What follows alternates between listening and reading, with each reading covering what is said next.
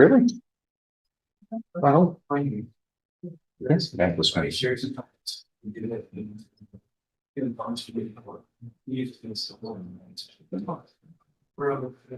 Hi.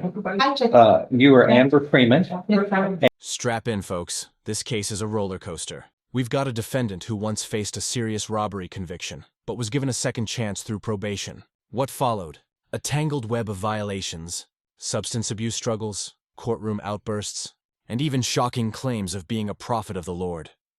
By the end, the judge is forced to decide whether redemption is possible, or whether this probation is about to come crashing down. Let's break it all down step by step. And Ms. Cole is present here as the probation officer representing you here.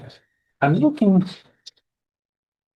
back in 22, you pleaded true to a motion to revoke probation, and I held all of that in kind of suspense. We continued the probation here. You were charged, of course,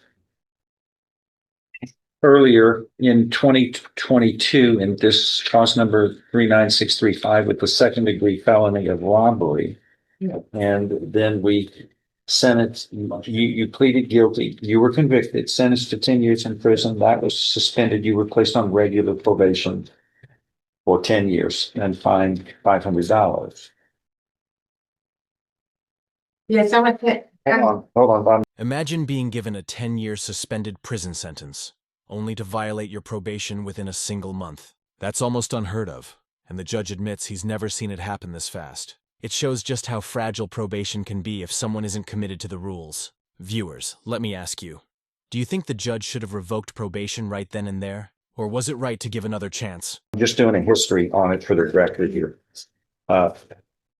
And so we placed you on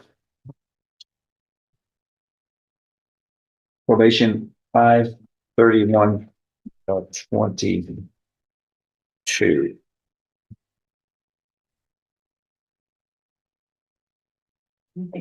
The next month, a motion to revoke probation comes out. 1 month. I've never had that before. Yes, I was out on nothing of it in the news. I know. Let me just.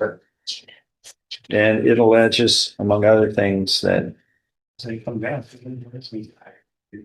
you committed disorderly conduct on June 8th and public intoxication on that and failed to report. Yes, in the private. So we had a hearing on that, and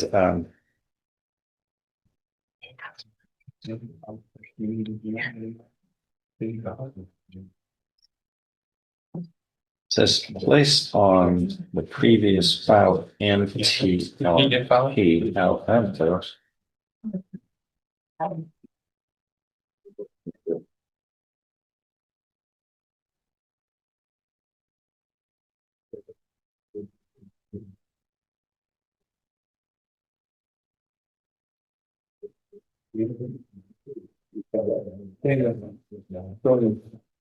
NPRP was filed in 6/7, so we added that, and then a first amended was filed. The first amended motion to revoke was filed on July 22nd. Of 2022, and we pretty quickly on August 1st, you pleaded true to those allegations, but also added in that, though, were trespassing,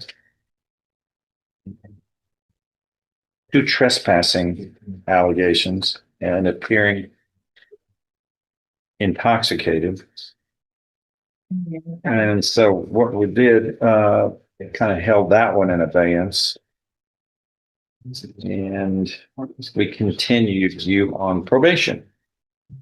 This moment highlights one of the biggest mistakes defendants make in court: interrupting the judge. It's not just disrespectful, it weakens your credibility. Here the judge even compares it to something you learn in first grade: waiting your turn. The courtroom isn't just about facts, it's about discipline, respect, and control. And when a defendant can't show that, it often foreshadows how the rest of the hearing will go. 2022. Then an administrative hearing comes up. Miss Nunez was your probation officer at that time. In April 16th of 2024, we kind of jumped up a year and a half or so. And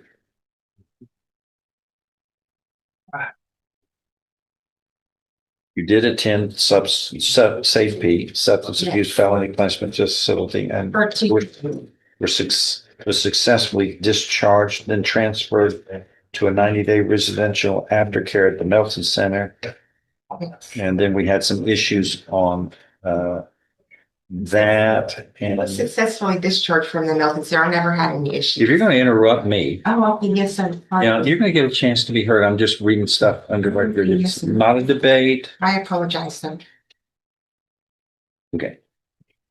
Yeah, only one of us can speak at a time because she has to. Yes, sir. I apologize. I'll let you talk here in a minute. You want to talk? I know you do. Let me say my little spiel here. And then it was recommended that you enter and complete special needs substance abuse felony punishment. And that was approved by me in April of 24, a little over a year ago. And here's where the case takes a wild turn. The probation office claims the defendant cursed them and their families, while she doubles down on calling herself a prophet of the Lord. This isn't just courtroom drama. It raises real legal concerns about mental health and competency.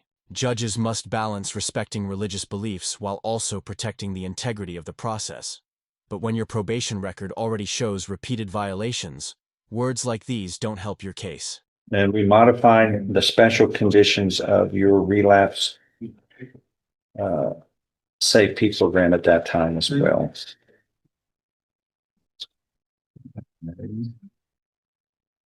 Looks like. And a new administrative hearing now pops up that I signed on June 27th, and Mr. Mouton had presented this. And this, it states that you have not provided a current address to the probation office. They're having trouble knowing where you live, and we have to know. You're not working faithfully at employment, attending an educational program, or performing community service restitution as required. You are not conducting yourself in a professional and courteous manner with the probation office. During a team meeting on June 5th, that would be, 2 months ago? You repeatedly stated, "I am a prophet of the Lord. I curse you and your entire family." Did you say that? Do you remember saying that? No, and Would you think that was at my aftercare. She was supposed to just provide me for my next appointment. Are you gonna? Yeah, let me speak. Okay. Do you think they're making that up? Do you think they just made that up out of clear? Yeah, but I am a prophet of the Lord. But I didn't do anything. I passed all my urine analysis. I showed up for a call for all my colors for the day. Wait. Now the financial hammer drops. Probation isn't free. It comes with restitution, court costs, and supervision fees. This defendant owes over $11,000, with thousands already in arrears. That's not just pocket change. It's a major red flag for non-compliance. Probation is essentially a deal. Freedom in exchange for responsibility. Fail to pay, fail to report, fail to follow rules. The whole agreement collapses. Do you think financial hardship should excuse someone from probation payments, or should the debt always stand? Wait. You You missed this part. And I curse you and your entire family. That doesn't Yes. sound angelic. For the dissent. Hmm? For their dissent, and amen. Because she was provocating herself against me. She's not my probation officer. And I showed up to every aftercare. Okay, hold on. Okay. You're gonna get to speak in a minute? Okay, yes, sir. You're speaking over? I'm a little bit shaking. Yeah, because I don't understand all the precepts. I'm using English. Okay, And don't speak over the court. I'm using English. this is my first time. Yeah, don't speak over the court like you keep doing. That's rude. We learned that in first grade. Okay, all right. So here are the findings.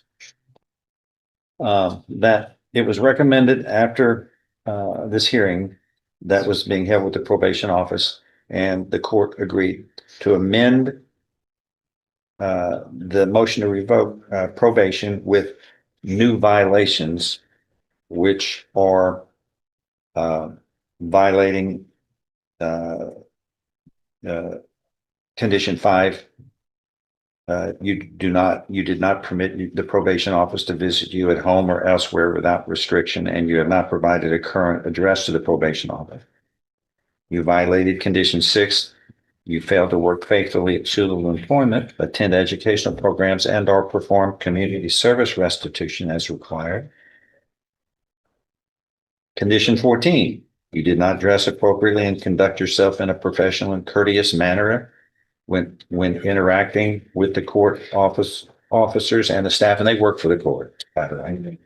Community.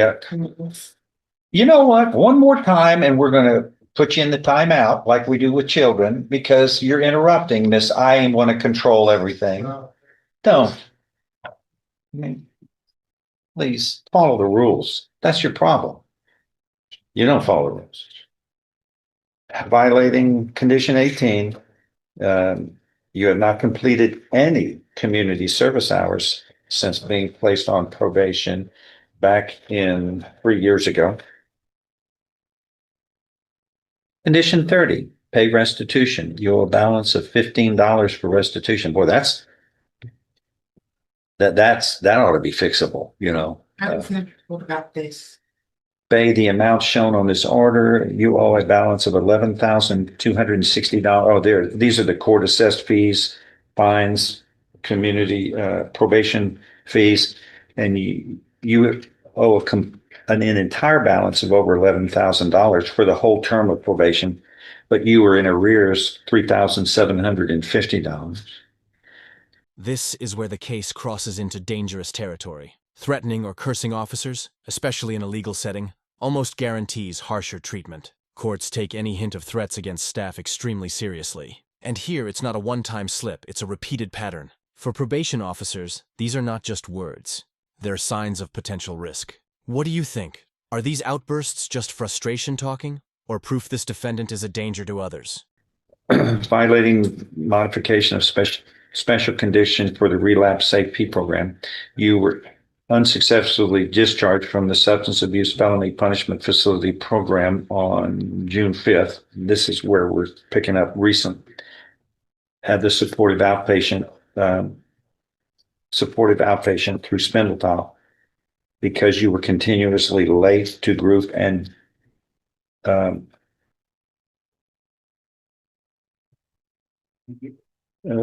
you weren't showing up apparently. Okay, findings. June 4th, the order was entered for you to enter and successfully complete the safety relapse track and all aftercare requirements. You completed Safe P unit placement on 12/3/24 and residential aftercare. Very good. Yes, sir. Thank you. After the discharge from residential aftercare, you were permitted to move to Taylor County. Is it Taylor or Yes, Taylor? My plans for my success. Oh, may I ask your permission to speak first? Yeah. Hold on. Let me. Do you need to? It says after the discharge, you were permitted to move to Taylor County with your sister. This was short-lived because of the behaviors exhibited by the defendant, such as making threats to the family and refusing to continue treatment for sobriety, and you were then returned to Jefferson County, placed in the Safe P supportive outpatient through Spindletop on May 1st to continue substance abuse treatment. Right. Is all of that right? No. Okay, you're going to correct me here. Hold on. It says during the group treatment, you were disrupted by talking to yourself loudly and claiming that you hear voices. It says you are not receptive to mental health treatment unless ordered by the court, but is adamant that no one can force you to take medication. A treatment team meeting was held on June 5th, and Community Supervision Officer Shakitha Cole attempted to express concerns regarding your lack of mental health treatment. And you said, I am a prophet of the Lord, and I place a curse on you and your entire family because of this behavior and refusal to attend to your mental health needs, you were unsuccessfully discharged from safety outpatient aftercare on June. Here we see the classic courtroom clash.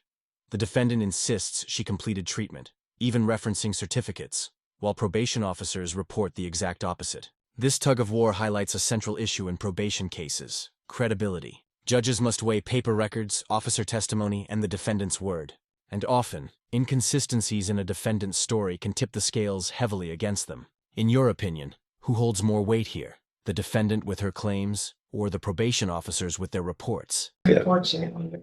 That you have no stable place to live in your current state. In your current state, probation office deems that you are a danger to yourself and maybe to others. There's nothing funny about this. No, nothing funny. You're laughing out loud. You're the only one in the room that thinks, and you're the only one in the room interrupting me. Yes. You laugh. You just you're interrupting constantly. Constantly. You're interrupting when I'm saying quit interrupting. Who does that?